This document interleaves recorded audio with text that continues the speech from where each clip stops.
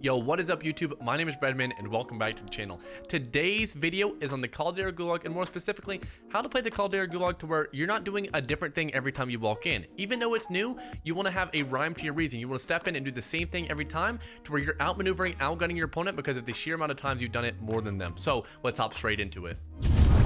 All right, so to start the video out, I'm going to show you this clip, and this clip is the very basic level of how you can play this Gulag. So what I do is I either spawn on this side or the other side, and I run right or left depending on which side the train tracks without the carts are on. So when I spawn on this side, I go to my right, and the reason I don't go to the left is that in these train carts, you can actually drag aim assist through those. So I don't go on that side because I don't want anybody knowing if I'm there or not, because you could, without even peeking, drag aim assist. So I just don't go on that side. I go on the right side to these train tracks without the carts. And so when I go over there, I check the longest hallway first. So I'll show you how this one goes out. He ends up peeking the hallway, and then I just spray him down. So I peek this longest hallway first. He pops in, and I spray him down because I'm, putting all of my attention to that lane.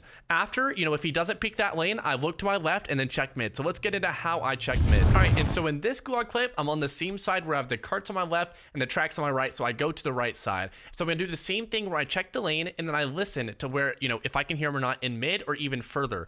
You always want to use your audio, and sometimes you can get tripped up when people run around. You can see this guy right here. If he runs around the top, sometimes it sounds like an actual play in the Gulag, but it's not. That can actually mess with you. So let's go ahead and start this clip.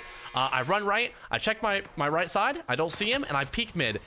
Instantly when I peek mid, there's a guy standing there, and I spray him down. And so this is one of those things where I used a lot of movement to kill him here, but it's unnecessary, right?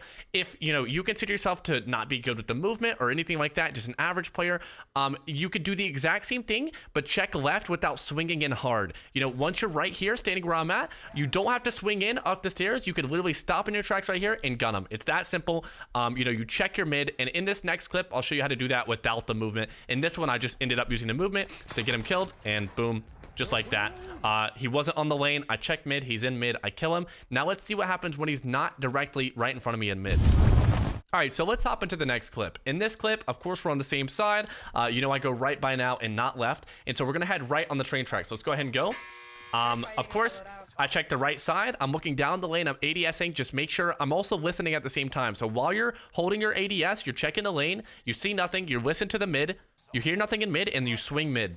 Swing mid, you look across, and of course, he shows up right in my crosshair here, all the way across. So this is the only other place it could be once I've checked my lane and checked immediate mid. And so I see him swing left after he hits me with the flash. I swing left, and I catch him off guard. So once you've checked your lane, you've checked your immediate mid, and you've checked your far, they can't be anywhere else. If you don't see them on that far, you could throw a flash over there and see if you can get a connection. But those are literally the 3 points of interest that you have when you're playing this Gulag, and generally all 3 of them work, especially in public lobbies. You will have no problem.